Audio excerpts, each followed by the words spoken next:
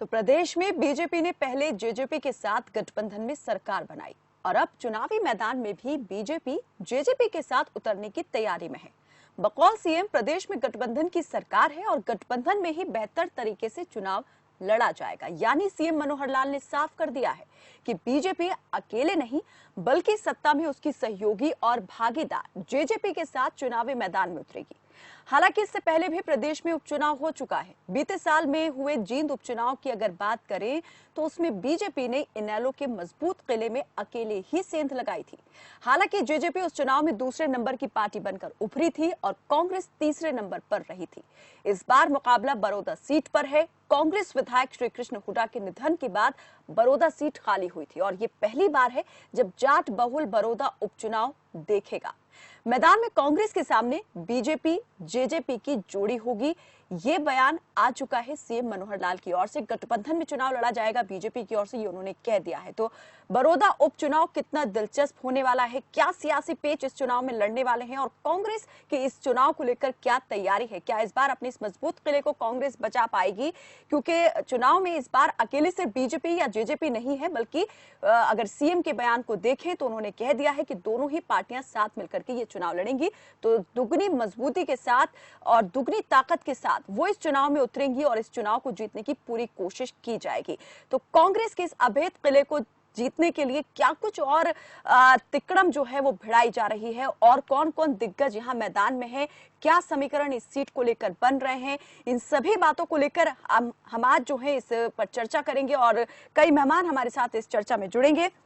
लेकिन सवाल यह है कि बड़ौदा उपचुनाव जो है वो बेहद दिलचस्प होने वाला है, क्योंकि जींद उपचुनाव को लेकर के भी कई पार्टियों ने दावे बड़े बड़े किए थे, बड़े बड़े दम भरे थे और ये कहा था कि जो ये चुनाव जीतेगा सत्ता का सेहरा उसी के सर बंधेगा। हालांकि ऐसा हुआ भी, बीजेपी ने इस चुनाव को जीता और सत्ता जो है उसके हाथ भी आई। लेकिन यहाँ पर ये आरोप भी लगते रहे कि इनेलो के उम्मीदवार जो रहे थे कृष्ण, उनको बीजेपी ने अपने पार्टी में शामिल किया और इस तरीके से वो चुनाव जीत पाने में कामयाब रही। तो बाहरी उम्मीदवार को मुकाबले में उतारा और उसके दम पर बीजेपी जो है चुनाव जीतने में कामयाब रही थी। लेकिन इस बार बड़ौदा सीट को लेकर के क्या कहा जाएगा, क्या कह सकते हैं, क्या दावा होगा, ये जरूर दिलचस्प होता जा रहा है। कई मेहमान हमारे साथ यहाँ पर जुड़ चुके हैं।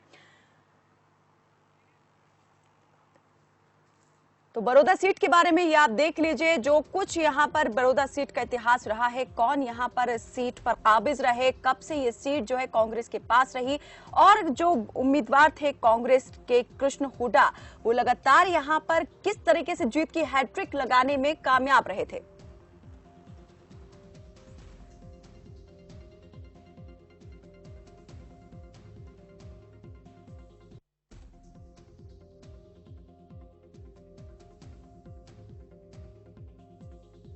करके उपचुनाव होने वाला है और सियासी समीकरण भी बैठाने की यहाँ पर पूरी तरीके से तैयारी कर ली गई है। कितनी मजबूती के साथ इस चुनाव में उतरने वाली हैं पार्टियां, इस पर चर्चा होगी और कौन इस बार इस मैदान को मार ले जाएगा, कौन जीत दर्ज कराएगा बड़ौदा से। कई मेहमान जुड़ चुके हैं। प्रवीण अत्रे हमारे साथ जुड़े हैं, बीजेपी के प्रवक्ता, बाल मुकुंद शर्मा कांग्रेस के प्रवक्ता हमारे साथ जुड़ चुके हैं, अजय गुलिया जेजेपी के प्रवक्ता जुड़े हैं और प्रोफेसर अनंत राम राजनीतिक विश्लेषक हमारे साथ जुड़ चुके हैं। आप सभी का बहुत स्वागत है। सवाल सबसे पहले मैं यहाँ पर हमारे जो साथ जेजेपी के प्रवक्ता जुड़े हुए हैं अजय गुलिया जी, उनसे पूछना चाहूंगी। अजय जी, बीजेपी ने तो कह दिया है कि गठबंधन में ये चुनाव लड़ेंगे, क्या जेजेपी भी ऐसा ही करने वाली है या ये बयान आगे आने वाला है? देखिए कायनात जी, कल देश के उप मुख्यमंत्री दुष्यंत सिंह चौटाला जी ने स्पष्ट कर दिया था कि हम बीजेपी के साथ मिलकर के बड़ौदा का उपचुनाव लड़ेंगे और आज इस बात पर बहुत हरियाणा प्रदेश के मुख्यमंत्री, यानी पहले जेजेपी ने डिसाइड कर लिया था, उसके बाद अब बीजेपी ने मोहर लगा दी है उस पर। नहीं कायनात, देखिए जब दो टीमें साथ चलती हैं, जब दो पार्टियां साथ प्रदेश में सरकार चला रही है, तो कोई भी पार्टी, ना बीजेपी ना जेजेपी, कोई भी बिना विचार विमर्श के, बिना मंत्रणा के ना कोई पार्टी कर सकती है। दोनों पार्टियों के शीर्ष नेतृत्व में चर्चा हुई और कल दुष्यंत जी ने स्पष्ट भी किया जैसा कि, और आज मुख्यमंत्री मनोहर लाल खट्टर जी ने उस पर अपनी मोहर भी लगा दी कि दोनों पार्टियां मिलकर के बड़ौदा का चुनाव लड़ने वाली हैं। और जिस प्रकार से हरियाणा प्रदेश के अंदर लोगों के हित के काम जननायक जनता पार्टी और भाजपा की सरकार कर रही है, उसी प्रकार से और उसकी उन्हीं कामों पर मोहर लगा करके बड़ौदा की जनता गठबंधन को चुनाव में जितवाने का भी काम। प्रवीण जी, सरकार बनाने के लिए तो जेजेपी के साथ गठबंधन की जरूरत पड़ी, वो बात समझ भी आती है और स्वीकार भी सब ने की भी वो बात, लेकिन क्या अब चुनाव जीतने के लिए भी अब जेजेपी का साथ जरूरी हो गया है? देखिए कायनात, पहली चीज तो ये है कि दोनों दल मिलकर सरकार चला रहे हैं, गठबंधन में सरकार चल रही है। दोनों दलों के नेताओं ने आपस में बैठ के ये विचार किया कि बड़ौदा उपचुनाव मिलकर लड़ा जाएगा और उसकी जानकारी मीडिया को दी गई।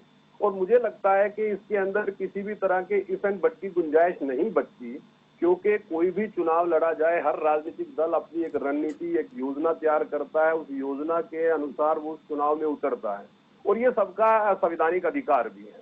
भारतीय जनता पार्टी और जेजेपी जब गठबंधन में सरकार चला रहे हैं और बड़ौदा उपचुनाव मिलकर लड़ना चाहते हैं, मुझे लगता है कि इसके ऊपर किसी को कोई एतराज होना नहीं चाहिए। एतराज की बात नहीं है, लेकिन सवाल ये है कि जो जेजेपी विधानसभा बीजेपी माफ कीजिएगा, जो बीजेपी विधानसभा चुनाव में 65 पार का नारा दे रही थी, दावा कर रही थी, वो अब बड़ौदा उपचुनाव में जेजेपी का अगर साथ ले रही है तो ये सवाल तो उठ रहा है बीजेपी को लेकर। क्या बीजेपी ये मानती है कि कांग्रेस इतनी ज्यादा मजबूत है या कांग्रेस को बहुत ज्यादा मजबूत मान रही है बीजेपी?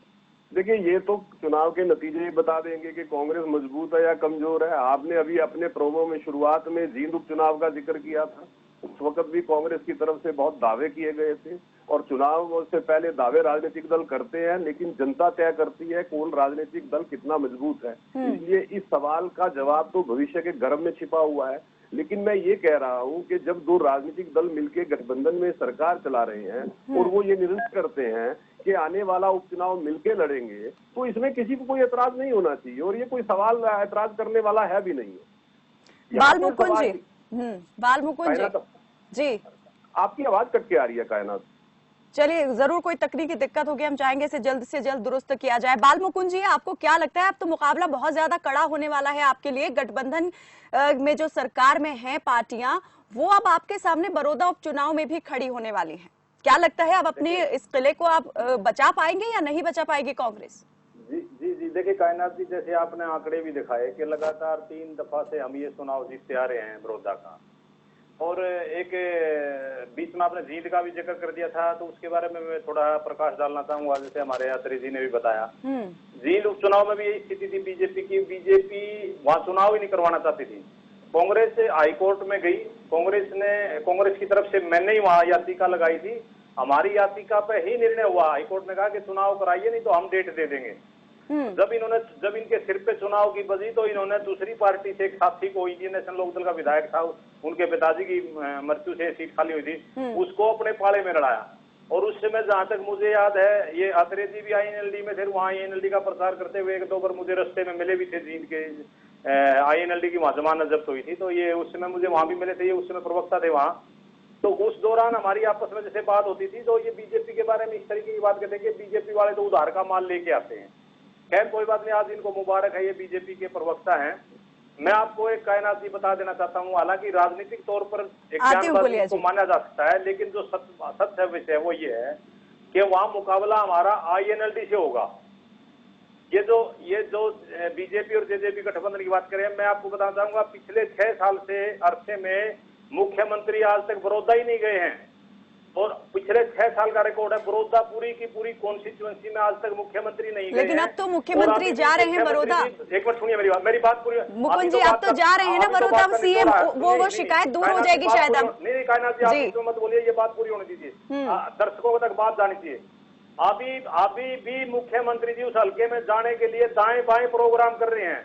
आज वो खानपुर गए थे, गुहाना में जा रहे हैं, वो आती हूँ गुलिया जी, अत्रे जी, आती हूँ आपकी तरफ जी। एक बात पूरी बात होने दीजिए। बिल्कुल मुकुंद जी, मैं आपको टाइम दे रही हूँ, जल्दी आप बात पूरी कीजिए। ऐसे नहीं करते जी, नहीं मुकुंद जी, मैं आपको पूरा टाइम दे रही हूँ। मैं बोल रही हूँ, आती हूँ उनकी तरफ, वो भी कुछ कहना चाह रहे हैं, मैं उनकी तरफ अभी गई नहीं हूँ, आपकी बात सुन ही रही हूँ जी।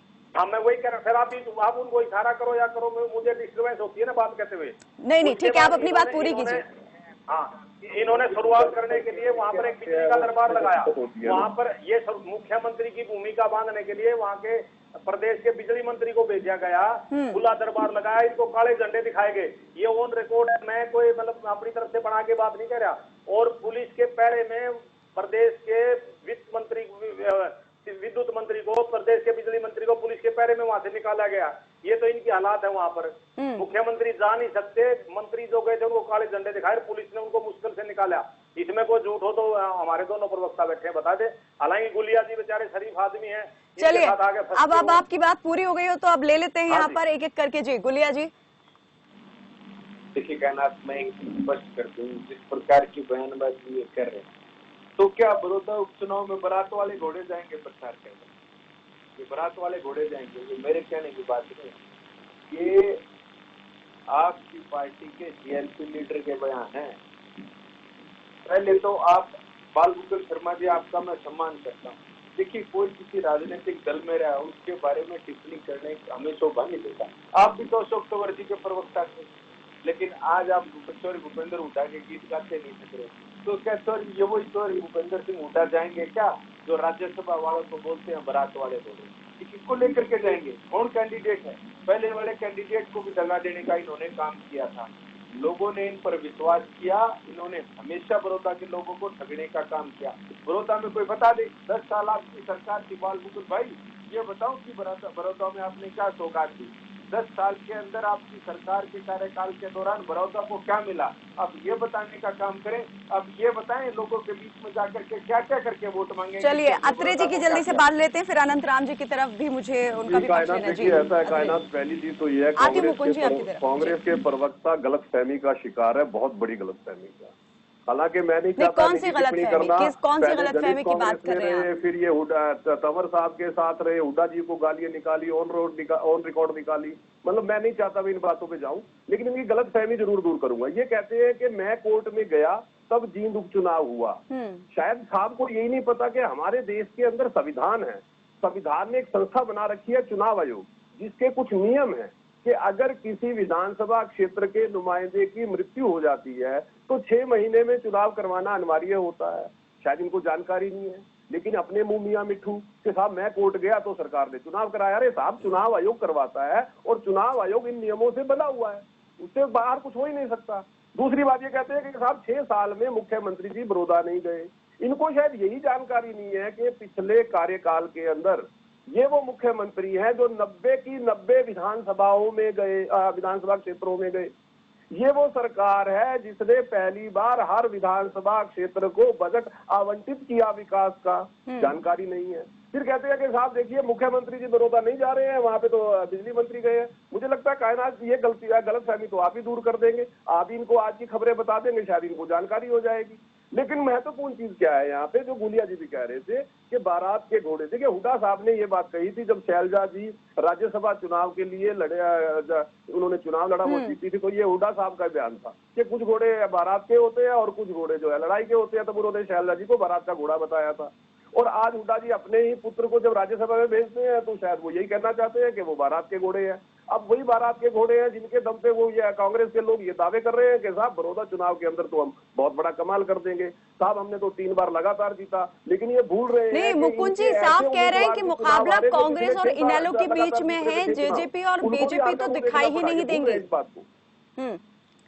मुकुंद जी, जनता निर्णय करती है और जनता निर्णय करती है जब आप सत्ता में थे, आपने उस वक्त जनता के लिए क्या काम किया उस हिसाब से। कांग्रेस 10 साल सरकार में रही और उसके बाद जनता ने इनकी क्या स्थिति की केंद्र में और प्रदेश में, ये सारे प्रदेश जानता है। जनता ने ये निर्णय किया था। जनता ने देखा कि जब कांग्रेस सत्ता में रही किस तरह से किसानों को लूटा। लेकिन इस विधानसभा चुनाव में जनता ने बड़ी सीटें देकर के यहाँ पर कांग्रेस का मनोबल भी बढ़ाने का काम जरूर किया है, इस बात से इनकार नहीं कर सकते आप। एक राजनीति में बड़ा सीधा सा मतलब है कि क्या सरकार बनाने के काबिल आपको जनता ने समझा, बड़ा महत्वपूर्ण होता है। जब जनता ने कांग्रेस को इस काबिल नहीं समझा, इसका मतलब कांग्रेस को मान लेना चाहिए कि 2 बार लगातार अगर जनता आपको इस काबिल नहीं समझ रही है, जनता आपकी सच्चाई को समझ चुकी है और वो आपको नतीजे बड़ौदा उपचुनाव में नजर आ रहे हैं। चलिए मुकुंद जी, जल्दी से जो कहना चाहते हैं जल्दी अपनी बात रखिए। अनंत राम जी से भी मुझे लेना है उनका। देखो, व्यक्तिगत टिप्पणियां नहीं होनी चाहिए डिबेट में, लेकिन फिर भी मैं दोनों भाइयों का जवाब दे देता हूँ। एक तो अजय गुलिया जी मेरे दोस्त हैं प्रवीण अत्रे भी मेरे दोस्त हैं, कोई ऐसी बात नहीं है, लेकिन अजय गुलिया जी ने कहा कि भाई पहले आप अशोक तंवर उस समय पार्टी के अध्यक्ष थे, आज कुमारी शैलजा पार्टी अध्यक्ष हैं। और जहां तक इन्होंने भूपेंद्र सिंह हुड्डा की बात की, ना तो मैंने पहले गीत गाए ना मैं आगे गीत गाता, मैं शुद्ध राजनीतिक आदमी हूँ, राजनीतिक विचारधारा पर चलने वाला व्यक्ति हूँ। अगर मेरी पार्टी में भी मेरी कहीं विचारधारा भिन्न है तो मैं अपनी बात रखता हूँ। अब रही प्रवीण अत्रे जी की बात, इन्होंने जिस तरीके की टिप्पणी करी, मैंने पहले भी कहा था ये शब्दों को जब बोलते हैं सुन लेना चाहिए कि कांग्रेस पार्टी माननीय हाईकोर्ट में गई, मैं उसका जरिया था। मैं मियां मिट्ठू बनने वाला व्यक्ति नहीं है, हम राजनीतिक आदमी है, राजनीतिक सोच के। यहाँ तो ऐसे ऐसे लोग हैं जो पंचायत मेंबर नहीं बने, ना कभी बन सकते, वो भी इस तरह के। मैं तो चुनिंदा आदमी हूँ, जिला परिषद का मेंबर रहा हूँ, विधानसभा चुनाव लड़ चुका हूँ, लगातार संगठन में रहा हूँ। तो मैं फिर भी ये कहता हूँ कि मेरी तरफ से किसी को व्यक्तिगत टिप्पणी पर हाथ होता है तो मैं उसके लिए खेद व्यक्त भी कर सकता हूँ। मैं व्यक्तिगत टिप्पणी प्रोफेसर अनंत राम जी, आपको क्या लगता है? अब दूसरी बात आ जाएगी। देखिए कायनात जी, मैं बिल्कुल स्पष्ट अभी भी कह रहा हूँ मेरे दोनों साथियों को, ये ठीक है, आपको लगता है तो आप सरकार में आप जाइए, कम से कम वहाँ इन 2-3 महीने का जो टाइम है कुछ न कुछ काम बनेगा उस लड़के का। लेकिन वहाँ जो स्थिति वो यही है, वहाँ मुकाबला कांग्रेस का और INLD का। चलिए प्रोफेसर अनंत राम, लेकिन फिर भी कांग्रेस इतनी आगे है कि 90 पैसे कांग्रेस है, 10 पैसे में ये सारे लोग हैं, यानी कि 90% देसी भाषा मैंने बताया कांग्रेस ही कांग्रेस है, वहाँ दूसरा कोई है ही नहीं। लेकिन फिर भी अगर इनको दिल खुश होता है, 1-2 महीना खुश करें, मैं रोज आऊंगा इनके सामने, इनसे बात करूंगा, साथियों को बताएंगे। और इसको छोड़िए, अगर कहीं भगवान ना चाहे कहीं इनको अगर जमानत बच जाए इनकी किसी भी तरीके से तो बड़ी चलिए दावे सबकी तरफ से हो रहे हैं। मुकुंद जी, अनंत राम जी, क्या लग रहा है यहाँ पर आपको बड़ौदा उपचुनाव में ये जो मेल है कांग्रेस के सामने बीजेपी और जेजेपी एक साथ गठबंधन के साथ में ये चुनाव लड़ेंगे, ये कितना मजबूत होने वाला है? और इस जैसा मुकुंद जी कह रहे हैं कि मुकाबला INLD और कांग्रेस के बीच में, क्या आपको भी ऐसे ही लगता है? नहीं, मुझे ऐसा नहीं लगता। देखिए, कांग्रेस का मुकाबला अब के मिले जुले जो संयुक्त इनका कैंडिडेट होगा बीजेपी का और जेजेपी का, उसके साथ होने वाला है। पहली बात तो ये। दूसरी बात, ये ऐसा क्षेत्र है जिसमें अगर जातीय समीकरण देखो तो 45% जाट मतदाता है। दूसरे नंबर पर जो शेड्यूल कास्ट और बैकवर्ड आते हैं, तीसरे पर ब्राह्मण आते हैं। और पिछला इतिहास इस विधानसभा का ये रहा है, पहले जब इन-लो एक होती थी तो इन-लो के कैंडिडेट जीतते रहे और 3 बार अब कांग्रेस के कैंडिडेट जीतते रहे। अब के समीकरण बदल गए हैं। जेजेपी और जो भी पहले इन-लो में थी और वो बीजेपी के साथ मिलकर चुनाव इसकी घोषणा भी कर चुके हैं, जैसे दोनों वक्ताओं ने भी कहा है। रही बात ये है कि ये एक ऐसा क्षेत्र है जिसमें 50 से ऊपर गांव हैं और कोई शहर या बड़ा कस्बा नहीं है, ना इस इलाके में कोई कॉलेज है लड़कियों का है ना लड़कों का। तो रही बात ये कि पिछले चुनाव का देखा जाए तो पिछले चुनाव भी बीजेपी का कैंडिडेट 4,500 वोट से हारा था, सिर्फ 4,500 वोट से। और उस समय बीजेपी अलग से थी और कांग्रेस अलग से थी और जेजेपी अलग से जेजेपी अलग थी। तो ये ऐसी स्थिति थी। जेजेपी के कैंडिडेट ने भी 32,000 से ऊपर भूपेंद्र मलिक ने वोट लिए थे। और अब जब के जेजेपी और बीजेपी इकट्ठे होंगे तो मुकाबला बहुत दिलचस्प होने वाला है। ये निश्चित रूप से उनका मुकाबला कांग्रेस से ही होगा। तो यानी अगर बीजेपी और जेजेपी इस बार भी, आनंद जी मैं एक और सवाल आपसे ये करना चाहूंगी, अगर बीजेपी और जेजेपी अलग अलग मैदान में इस बार फिर से उतरते चुनाव में तो क्या कुछ और समीकरण होते? कांग्रेस की स्थिति और ज्यादा आपको लगता है कि मजबूत होती? लेकिन क्योंकि साथ में आएंगे, निश्चित रूप से उस हालत में तो होती, लेकिन अब तो ये तय हो चुका है ना, दोनों घोषणा कर चुके हैं। उप मुख्यमंत्री और मुख्यमंत्री महोदय दोनों घोषणा कर चुके हैं, आप भी अपने चैनल पे बता चुकी हैं। तो अब स्थिति बिल्कुल नहीं, तो यहाँ समीकरण बदल दिए है ना सत्तारूढ़ पार्टी ने समीकरणों को बदल दिया है एकदम से। हाँ बिल्कुल, निश्चित रूप से कायनात ऐसा है, मैं आपको बता रहा हूँ मैं कि अब स्थिति बिल्कुल बदल गई है। और जहाँ तक मुख्यमंत्री की बात है, कैंडिडेट भी मैं समझता हूँ, ये जो भूपेंद्र मलिक था पिछली दफा जो भैंसवाल से है, तो इसके कैंडिडेट हो सकता है या कपूर सिंह नरवाल कैंडिडेट हो सकता है। चलिए अब ये ज्यादा दिलचस्प रहेगा कि कैंडिडेट कौन सी पार्टी अपना उतारती है, बीजेपी या जेजेपी। नहीं, वो तो अडॉप्ट कर लिया जाता है ना कायनात। वो तो ब्रांड, वो तो जॉइंट होगा। जॉइंट का मतलब चाहे बीजेपी की टिकट पर लड़े चाहे जेजेपी की टिकट पर लड़े, वो तो जॉइंट कैंडिडेट होगा। उसमें ऐसी उतारने की तो बात ही नहीं है। अब तो जब ये तय हो गया है दोनों पार्टियों में, जो कि सरकार में भी साझेदारी कर रही है, कि कैंडिडेट तो एक ही होगा, और वो उसके जिस पार्टी से भी होगा, चाहे जेजेपी के सिंबल पर लड़े चाहे बीजेपी के सिंबल पर लड़े, वो दोनों का जॉइंट होगा। तो वो तो उसमें कोई बात नहीं। मैं तो कैंडिडेट पॉसिबल बता रहा था आपको कि जैसे जो पिछली दफा जेजेपी के तरफ से लड़ा था भूपेंद्र सिंह मलिक, पासवान का है वो, तो उसको 32,000 के करीब वोट आए थे, और इससे ज्यादा वोट बीजेपी ले गई थी। ये पहलवान सुशील लड़े थे वो। तो कहने का मतलब ये है कि मुकाबला बीजेपी और जेजेपी और कांग्रेस का होने वाला है। बोलिए जी, आप कुछ कहना चाह रहे थे?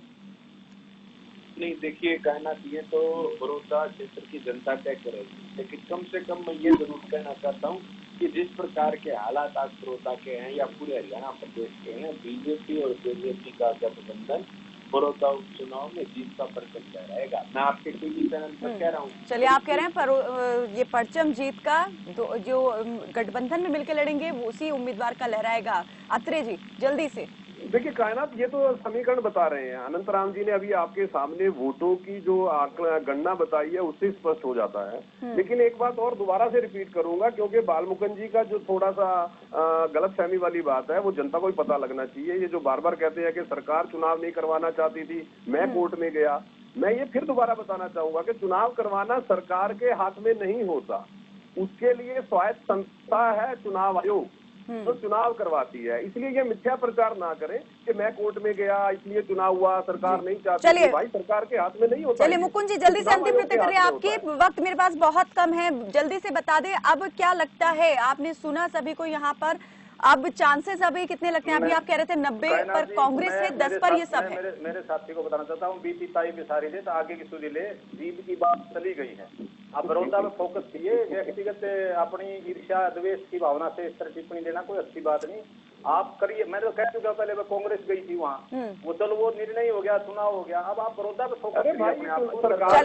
चलिए, यानी अभी भी आपका कॉन्फिडेंस और आत्मविश्वास उतना ही ज्यादा बढ़ा हुआ है और आपको पूरा विश्वास है कि कांग्रेस का ये किला कोई नहीं भेद पाएगा। बहुत बहुत शुक्रिया आप सभी मेहमानों का हमारे साथ इस चर्चा में जुड़ने के लिए। तो बड़ौदा उपचुनाव को लेकर सियासी समीकरण बैठाए जाने शुरू हो चुके हैं और ये साफ हो चुका है कि बीजेपी और जेजेपी जो है इस चुनाव में मिलकर साथ उतरेंगे। तो कांग्रेस के लिए ये चुनाव बिल्कुल भी आसान नहीं होने वाला है, क्योंकि अब दो जो अलग अलग पार्टियां थी वो पहले चुनाव में अलग अलग उतरी थी। उस वक्त यहां पर समीकरण कुछ और हुए थे, कांग्रेस उम्मीदवार ने जीत दर्ज कर दी थी, लेकिन इस बार क्योंकि साथ मिलकर लड़ रहे हैं तो ये जरूर है कि जो वोट उनका एक दूसरे की पार्टियों का एक दूसरे को ही कन्वर्ट जरूर होगा।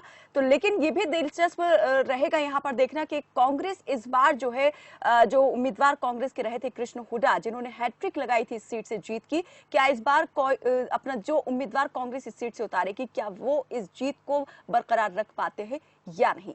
फिलहाल के लिए मेरे साथ बस इतना ही। आप देखते रहिए खबर फास्ट। नमस्कार।